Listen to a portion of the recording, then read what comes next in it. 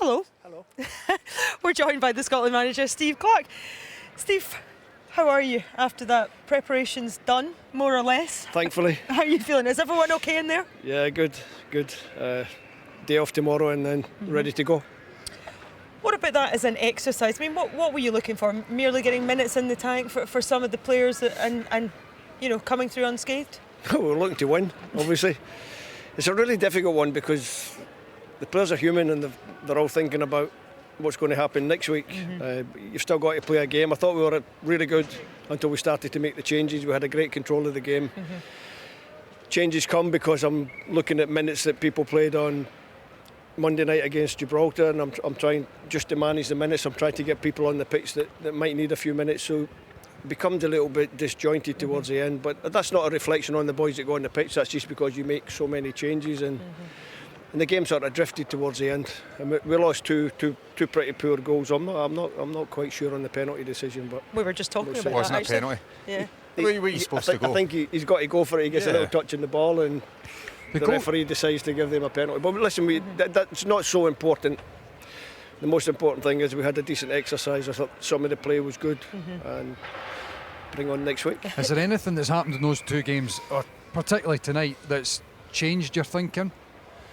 Not particularly. I've always had an idea in my mind how I want to approach the tournament, how we want to play in the tournament. We've been working quite a lot on ourselves, on what we do over the course of these two games. Obviously, you go into the tournament, and then you start to concentrate on little bits of the opposition, how we're going to shape up for that, and hopefully we can prepare very well for all three games. Yeah, you feel like you could see it, especially in the first half. You know how KT and Rob are going to link up and dovetail each other, but the switch of play was on as well. Ralston, I thought, had a really solid game down there to give you that kind of out ball if you want, and he was really getting involved. That was good. Tony did well. All the boys that came in, Ross did well on Monday night as well, so it's nice to see them doing that. I bring Tommy and Lewis off the bench, and they both look good. They were decent. Mind you, Tommy should have scored with that header. Look quick. You think, big man? If that was me, you'd be fuming. I would have scored though. There was a few. You were licking your lips out. I was up there first half of that.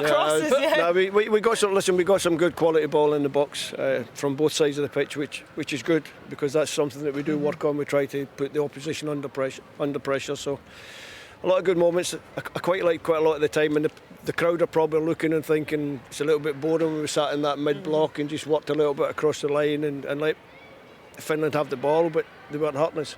It's just a little thing that we have to think about maybe in the tournament. We don't always have the ball, and it's how we defend when we don't have the ball. Are you excited about next week? Can you now start to get excited about it now that this part of the preparation's out the way? I've been excited since we qualified. I just never show it. I didn't want to say that, Steve. He does show it sometimes. That was one of my questions. In the back, does he show it? To be fair, he didn't give much away. It depends if he likes you or not. I like all my players, Lyndon, you know that. But we talk to the players all the time now about how are they feeling about taking the country to a major tournament. I mean, how are you feeling about managing at a major tournament again? That's going to be great. I like the again word because we want to do it again. We don't want to stop on this one. We want to go forward and keep qualifying for major tournaments. That's all you can do. Great group of players. And as I said in the media the other day, I'm not sure why people want to be so negative about a couple of friendly matches, which are basically training matches for the tournament. Let's look forward to the tournament and go there with a little bit of swagger and see what we can do. Yeah, I mean, the nation expects, doesn't it? Well, I mean, obviously, I think the expectation was through the roof 6 months ago. You look to the game in Seville where it just felt like we could do no wrong. Of course, there's been a few results against big opposition, which... yeah, but that's my fault, because I chose those games and I made those difficult games, and I'm saying that's how you get better. When we go to that tournament, we now know when we play against the top sides how good we have to be to get a result, and they know that now. But you say it's your fault. I mean, I don't think you could say there's a fault. I don't mean fault. It was your decision. It's my decision to do that. We played against some top opposition. Okay, there's a bit of momentum that's gone out of things, but hopefully that's no bad thing because it was through the roof. We're going into that game against Spain. We go 1-0 up with Scott McTominay's free kick that gets disallowed, and from there's been wee moments that have not perhaps gone our way. If we go into the games in Germany and we get the little bit of luck that you need in these things, we all know the expectation and the hope is there. We've got a team that are capable of competing against top opponents. I've got no doubt about that. I just hope that it just falls our way.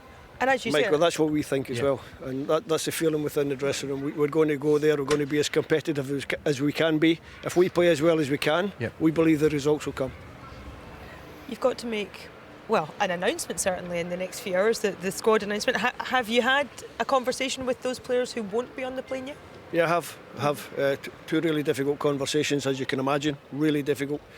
We did it yesterday to give them time to clear their heads a little bit. Obviously, did it yesterday. Craig's out, John Souttar's out. Horrible decisions to have to make, horrible emotional conversations with both players. Now it's time to focus on the ones that we have picked. Obviously, people like Lyndon as well, obviously very emotional, losing Ben Doak. I've got to be honest, it's been quite horrible since Lyndon's injury. Yeah. It's been a horrible week, just coming and coming. So from my own personal point of view, I'm quite glad that I've got a day off tomorrow and then come in Sunday and ready to go for the tournament. Lyndon was still wanting an extra space. He thinks he can make it for one of these games. He was named 25. That's why Lyndon. That's what you got scrapping type for. That's what you got that for. That's what he is. That's the mentality of Lyndon. He turned up for one training session with his ankle hanging off, and after 10 minutes, he said, "Lyndon, you have to go back to your club because you're not fit." Yeah, I just love playing for the He country. loves playing for the country. I know he does. And that's the kind of spirit that we've got right through the whole squad, and maybe that's why we're at another major tournament.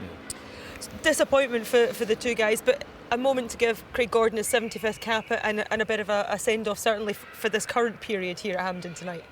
Yeah, it's one of the things, you never know what's going to happen in football, and Craig's obviously sitting on 74 caps and he's been in the squad in March, didn't get time on the pitch, he's been in the squad. I just felt that tonight with over 40,000 people in the stadium, it was a fitting moment to give him cap 75, because you never know what's going to happen in football. You don't know who the next head coach is going to be. Maybe I'm not here, maybe somebody's got another idea, maybe somebody turns up, maybe something happens to Craig. It would just have been wrong, I think, on the back of the disappointment of not going to the Euros, not to give him that 75th cap.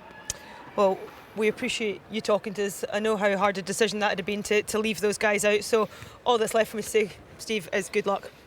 Thanks, Emma. We're all behind you. Thank you very much. Thank you.